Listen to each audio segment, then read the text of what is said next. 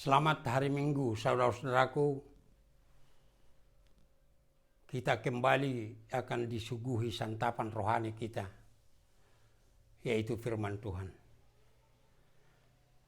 Kita lebih dulu berdoa. Damai sejahtera Allah yang melampaui segala akal, memelihara hati dan pikiran saudara-saudara di dalam Yesus Kristus Tuhan kita. Amin. Kita akan mendengarkan firman Tuhan yang tertulis di dalam Keluaran 23 ayat 1 sampai 9. Berbunyi sebagai berikut. Janganlah engkau menyebarkan kabar bohong. Janganlah engkau membantu orang yang bersalah dengan menjadi saksi yang tidak benar.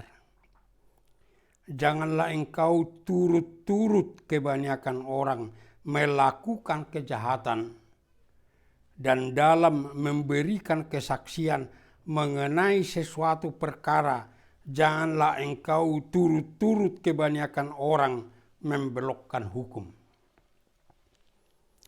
Juga janganlah memihak kepada orang miskin dalam perkaranya. Apabila engkau melihat lembu musuhmu atau keledainya yang sesat, maka segeralah kau kembalikan binatang itu. Apabila engkau melihat rebah keledai musuhmu karena berat bebannya, maka janganlah engkau enggan menolongnya.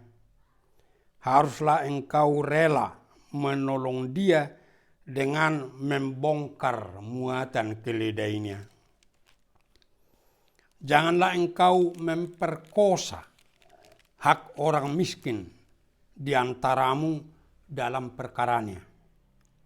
Haruslah kau jauhkan dirimu dari perkara dusta.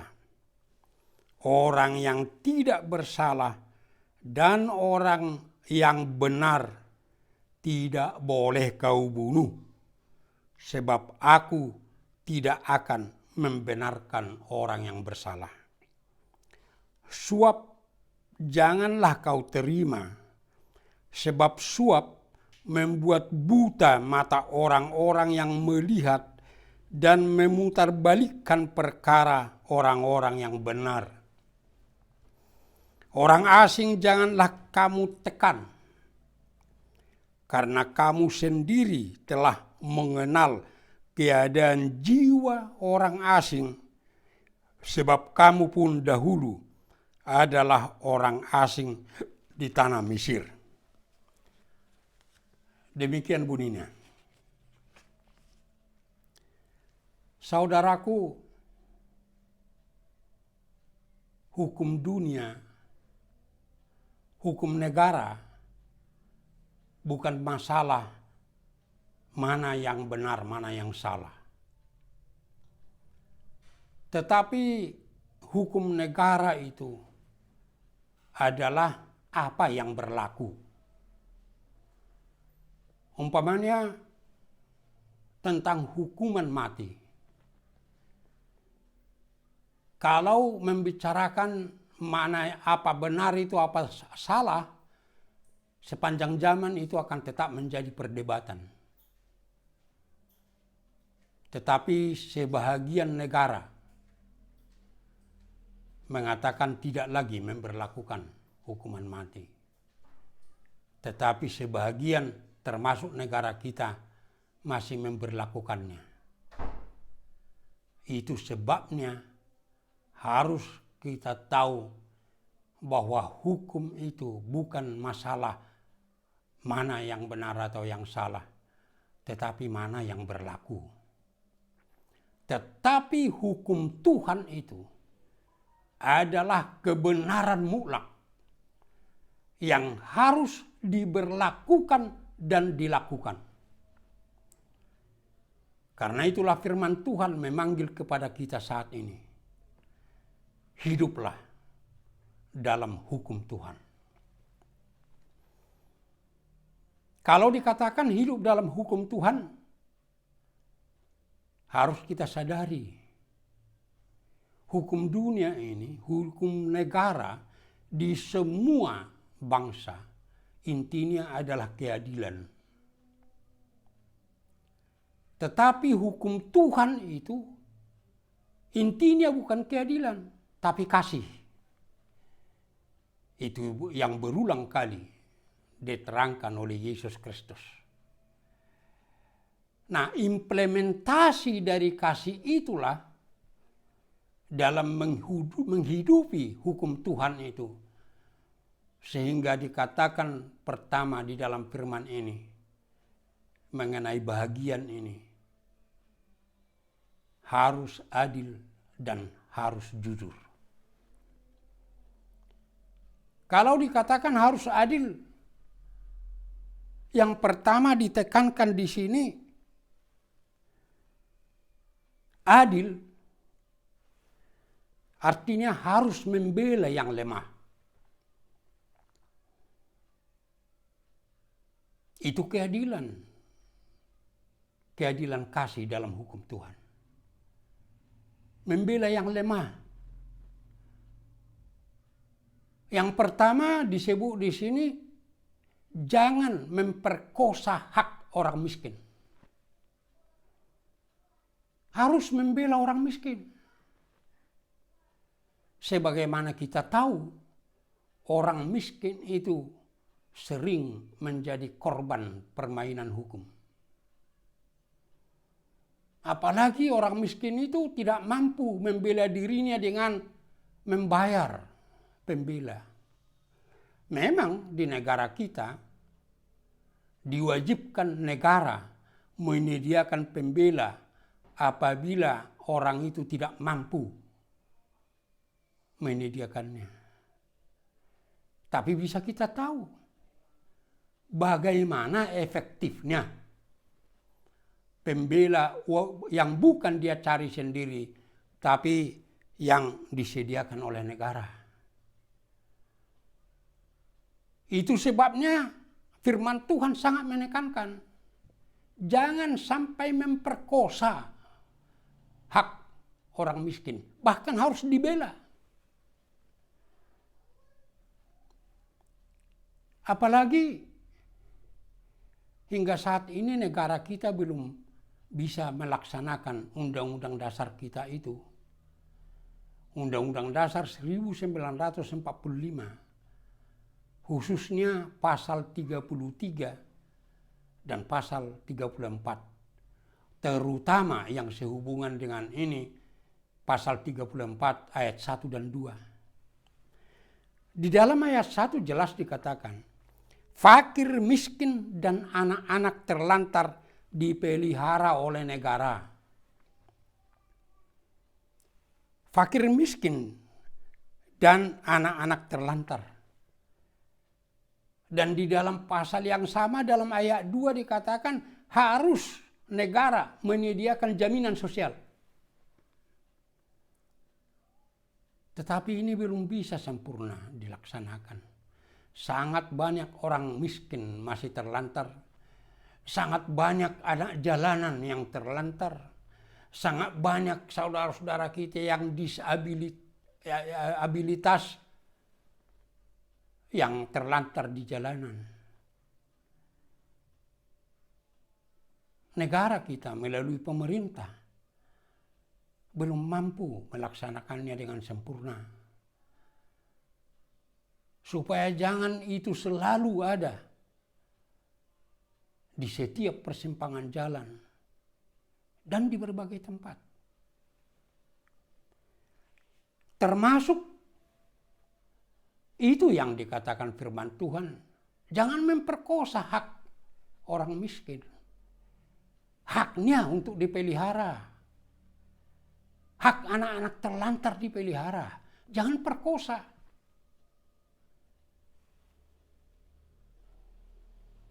Kita harus mampu melaksanakannya.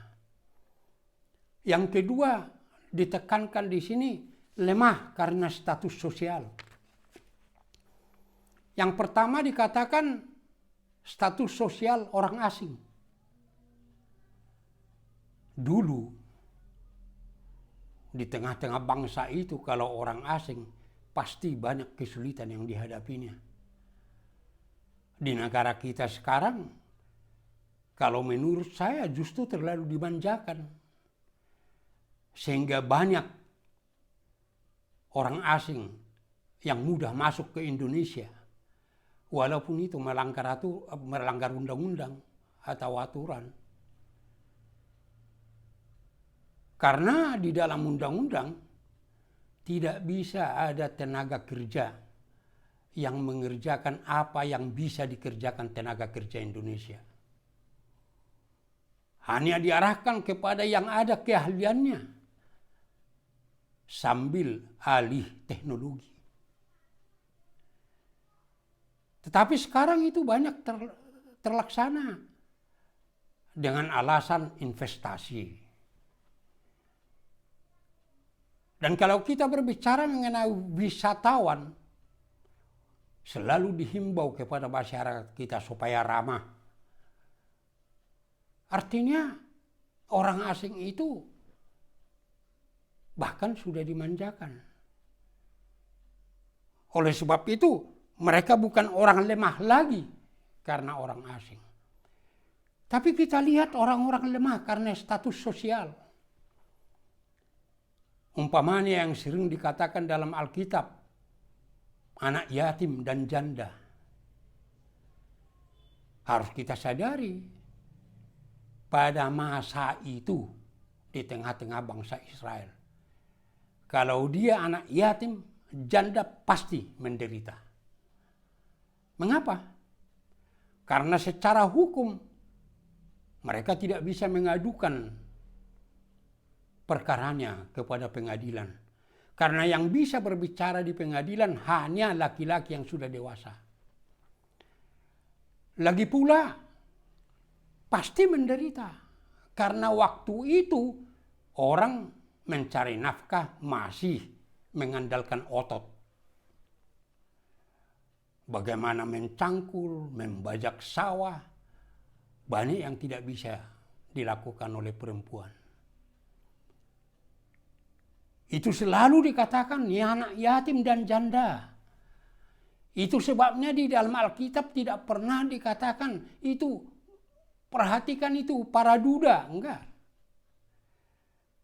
Karena tidak ada dampak hukumnya kepada mereka kalau jadi duda. Tidak ada akibatnya dalam mencari nafkah mereka. Tapi dalam masa sekarang ini sudah banyak janda yang bukan orang lemah. Tapi jangan karena itu jadi kita tidak memperhatikan. Dan tidak memperhatikan anak yatim. Harus kita bela. Namun harus adil, tetapi harus jujur. Harus jujur. Karena keadilan kasih itu bukan keadilan yang buta. Apalagi keadilan yang membabi buta. Itu sebabnya pertama dikatakan dalam firman ini, dalam ayat 3, jangan memihak kepada orang miskin dalam perkaranya. Sering kita dengar Tuhan memihak kepada orang lemah, kepada orang miskin. Memihak bagaimana? Tuhan memihak kepada orang yang benar-benar berserah diri kepadanya di dalam iman. Dan itu dikatakan firman Tuhan. Jangan memihak kepada seseorang karena dia miskin. Jangan. Secara hukum memihak karena dia benar.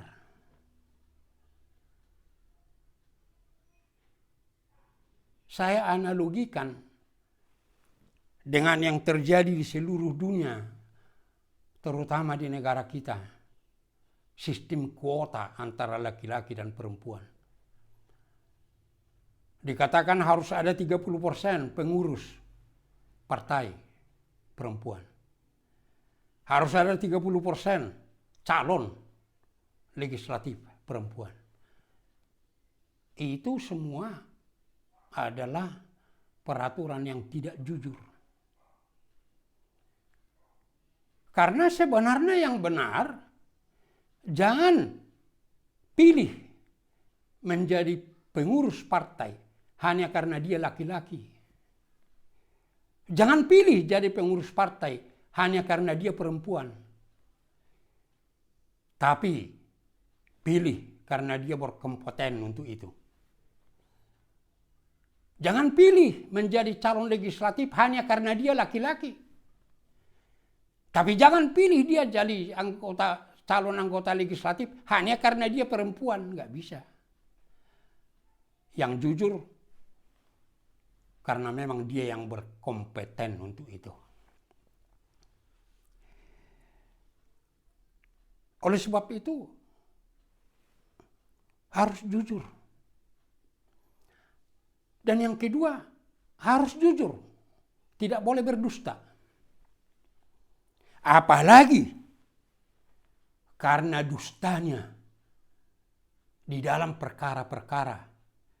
Jadi ada orang yang tidak bersalah.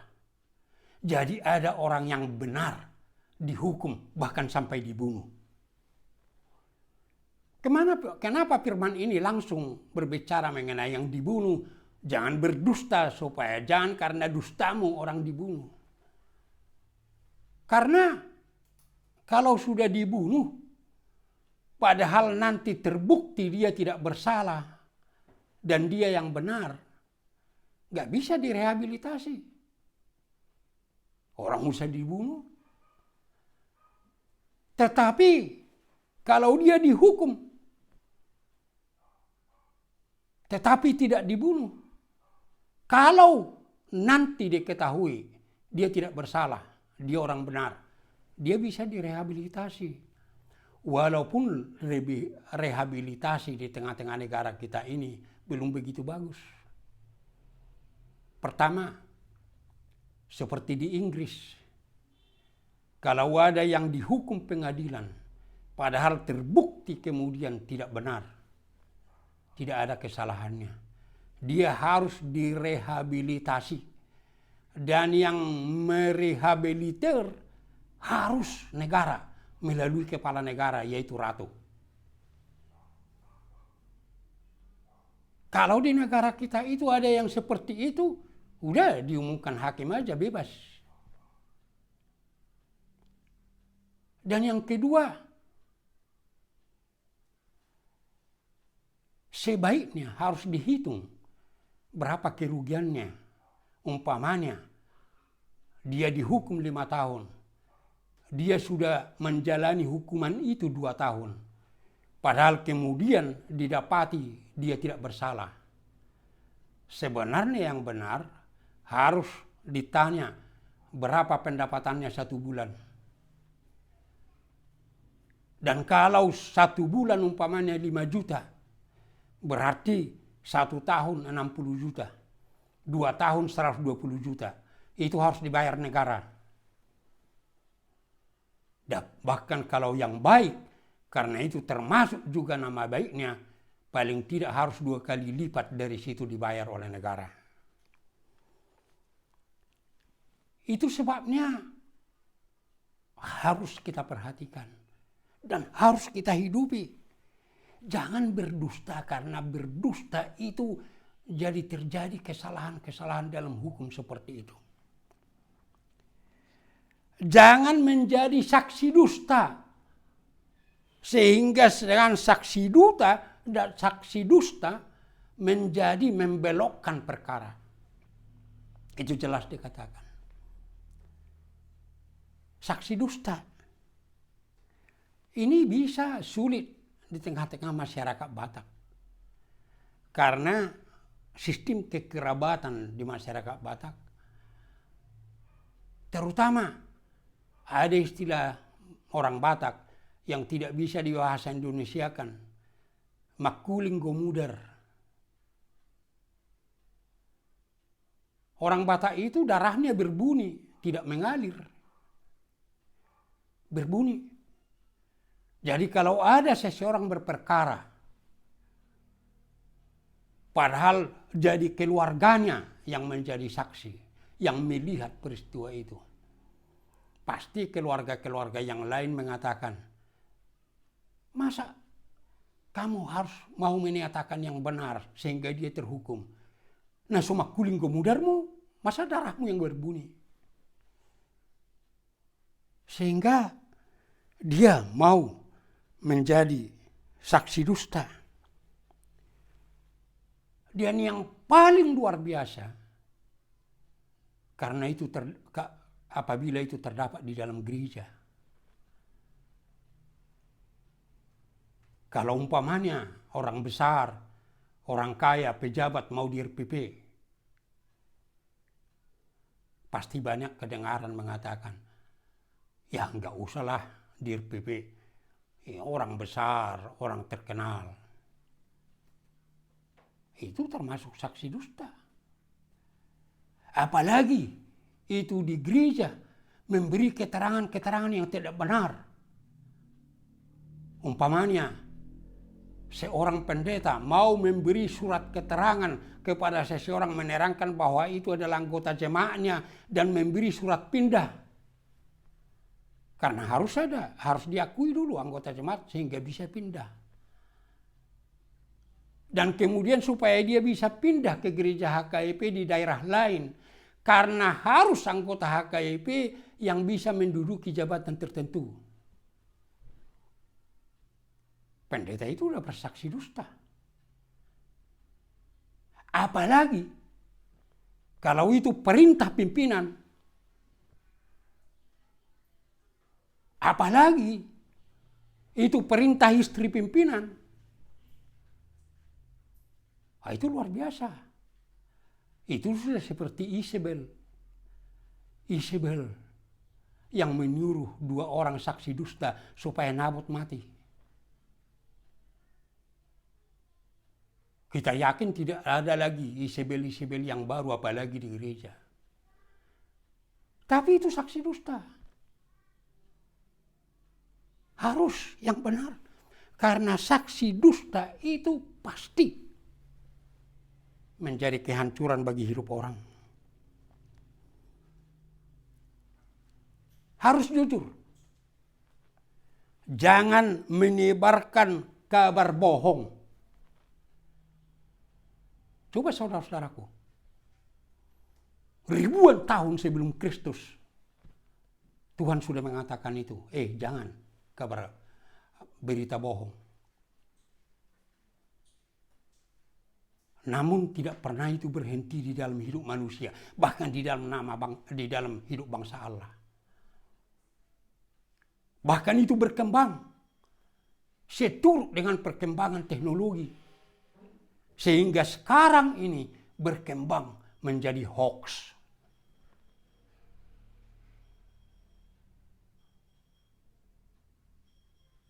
Itu sangat mempengaruhi kehidupan. Yang bisa membuat negara ke negara jadi berperang, yang bisa membuat suami dan istri jadi cerai, yang bisa membuat yang satu kampung jadi hancur persekutuannya. Hoax. Karena begitu hebat kemajuan teknologi informasi, teknologi komunikasi, sehingga kita semua selalu takut kalau kita buka HP kita, apa ini hoax atau tidak. Itu termasuk hoax mengenai surat berantai. Surat berantai itu jelas pekerjaan iblis. Itu bohong. Masa bisa kita terima?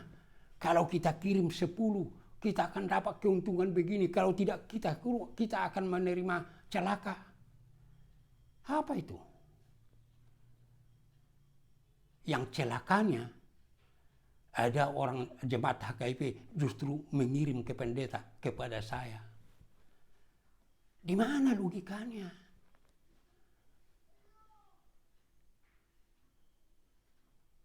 Itu sebabnya saat ini harus menjadi pegangan hidup kita.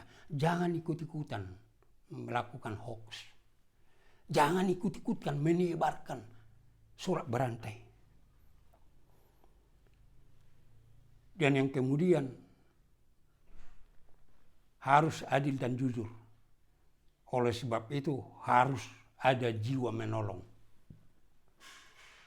Dikatakan di sini mengenai keledai. Tapi yang menjadi intinya, siapapun, musuhmu pun harus kau tolong. Kalau bisa. Walaupun masa sekarang ini kita harus hati-hati. Nah ini yang dikatakan kearifan iman, kearifan keadilan. Karena bisa saja sekarang ini dibuat pura-pura mogok mobilnya. Sehingga kita berhenti mau menolong, padahal jadi ditodong kita. Kita mau menolong jadi ditodong. Harus.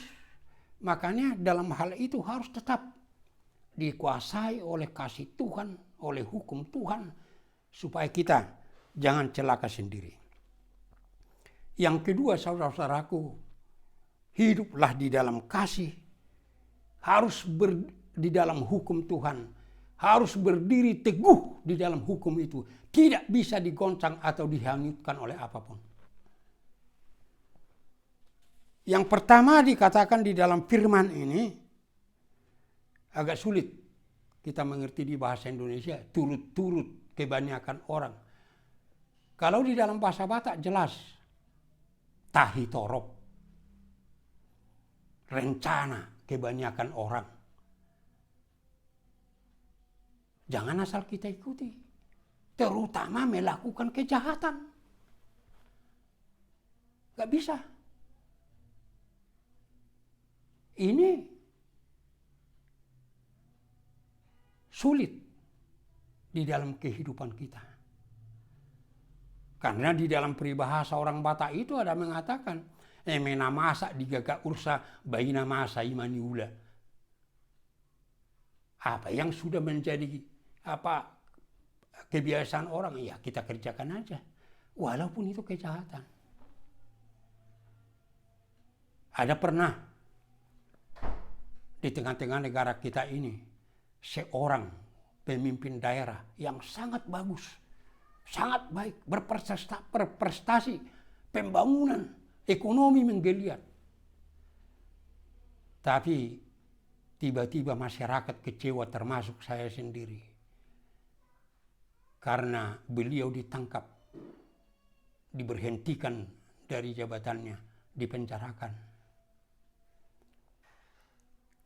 Kebetulan kami ketemu di suatu waktu. Saya mengatakan kepada beliau, Pak, saya sangat kecewa. Padahal Bapak sudah membuat banyak, sangat berkualitas, sangat baik. Tapi kenapa Bapak mau korupsi? Padahal yang Bapak korupsikan itu tidak ada artinya bagimu.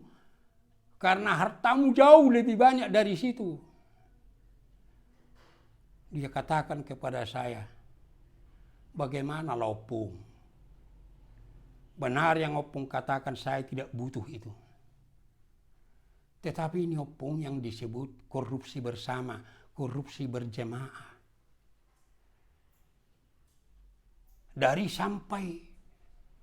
Dari menteri hingga sampai pemerintah tingkat 2. Kalau kita tidak ikut melakukannya, kita juga takut akan risikonya, kita tersingkir. Betul, saya tidak membutuhkan itu. Nah, saya bilang, niatannya risikonya lebih besar karena diikuti. Daerah itu rugi. Bapak diberhentikan. Masyarakat kecewa. sekiranya Bapak mau bertahan, tidak mengikut-ikut tahi torop, turut-turut kebanyakan, saya pikir justru sangat baik akibatnya.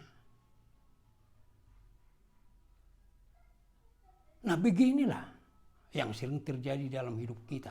Dan itu yang tidak bisa. Apa boleh buat? Karena begitu semua orang. Kebanyakan orang, ya terpaksa saya ikuti. Itu sama dengan anak-anak kecil. Atau anak-anak remaja. Dimarahi orang tuanya karena ikut tawuran. Kenapa ikut tawuran? Ya kan semua teman tawuran, masa nggak ikut? Ini kalau sampai orang tua dihantui kehidupan yang seperti itu, betapa susahnya. Dan yang kedua di sini dikatakan, ini juga sulit dalam bahasa Batak dikatakan suara torop, itu yang paling jelas. Ini turut-turut kebanyakan untuk ini. Tapi suara torop artinya perkataan, kesepakatan banyak orang. Khususnya perkataan. Karena sudah semua begitu, ya diikuti. Dan ini yang harus, terutama kita orang percaya, harus berusaha bagaimana demokrasi itu bukan hata torop. Demokrasi, demos kracein, rakyat yang memerintah. Dan di tengah-tengah negara kita ini belum pernah tuntas kita rumuskan apa itu demokrasi Pancasila. Pada waktu Orde Lama dikatakan demokrasi Pancasila adalah demokrasi terpimpin.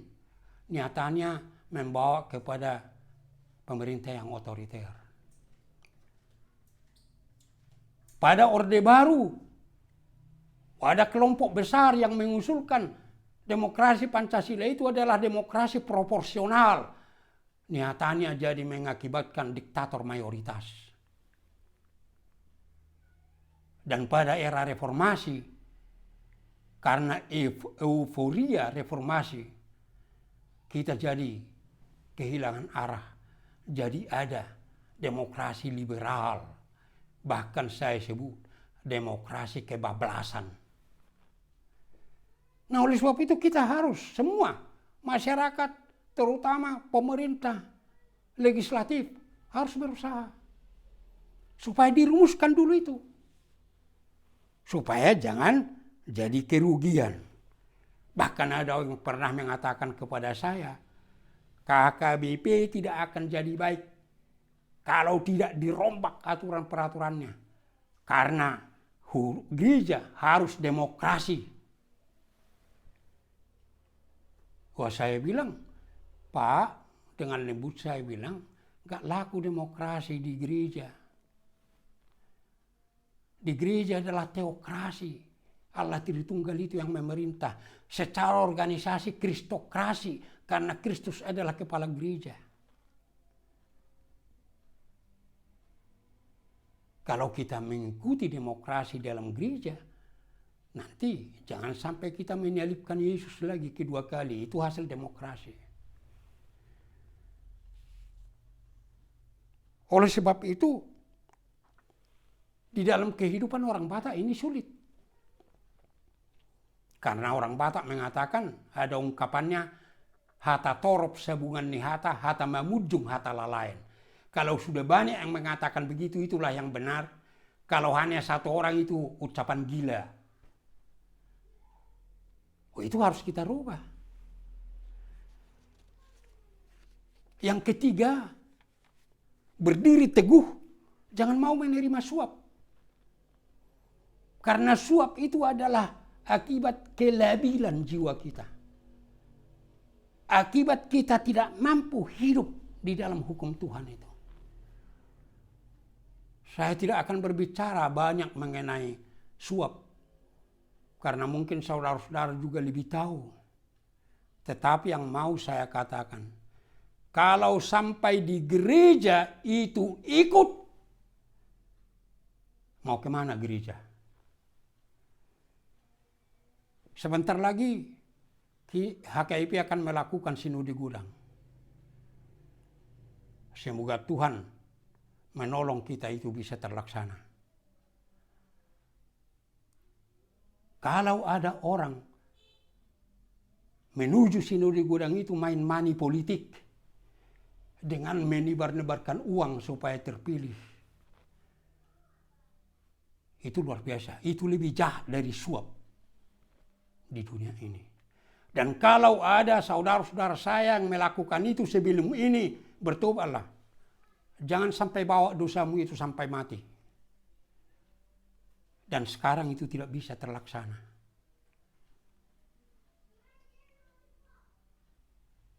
Kalau kita menjelek-jelekkan orang, itu juga suap. Kalau kita berjanji-janji, oh kalau aku jadi purs, kalau aku jadi sekjen, kalau aku jadi presiden, saya akan melakukan begini. Itu juga suap, suap janji. Jangan nanti jadi saudara yang terbeban. Semua menuntut janjinya. Atau itu juga sama dengan suap. Kalau pimpinan melakukan banyak hal supaya yang didukungnya yang terpilih, umpamanya dengan mempermainkan mutasi, gak kita tahu apa alasannya, yang pendeta resort dibikin jadi pendeta fungsional kalau dia tidak pendukungnya supaya jangan ikut ke sinode gudang.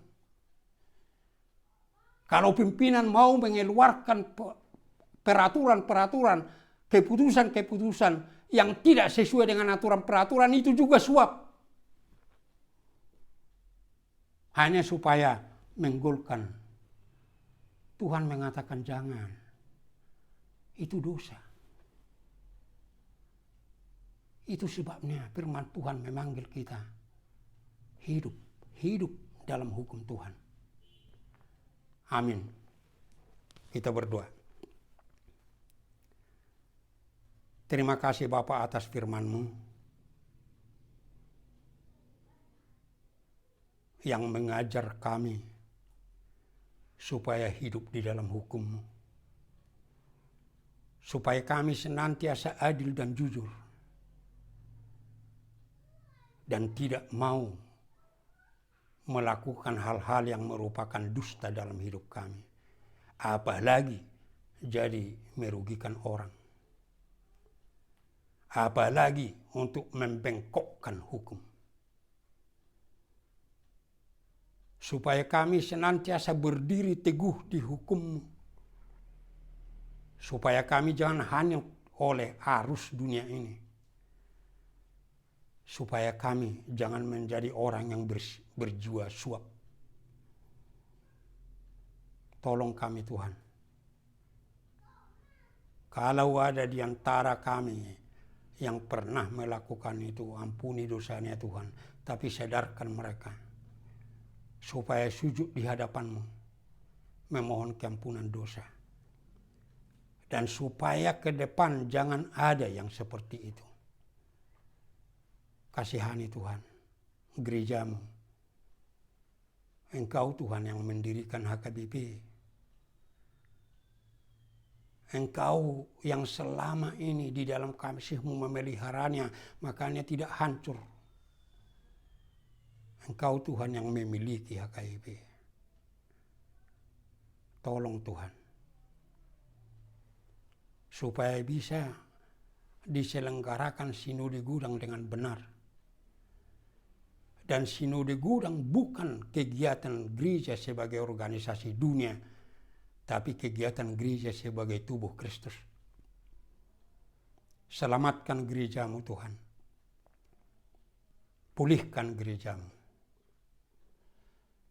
Selamatkan juga bangsa kami ini Tuhan. Pulihkan. Jangan biarkan bangsa kami ini jatuh kepada resesi ekonomi. Karena kalau itu terjadi, toh kami masyarakat kecil, Tuhan, yang paling menderita. Tolong Tuhan. supaya kami masih bisa menikmati hidup kami sebagai insan bangsa ini, sebagai warga negara ini, tetapi terutama menikmati hidup kami sebagai anak-anak-Mu. Dalam Yesus Kristus, dengarkan kami Bapa. Amin.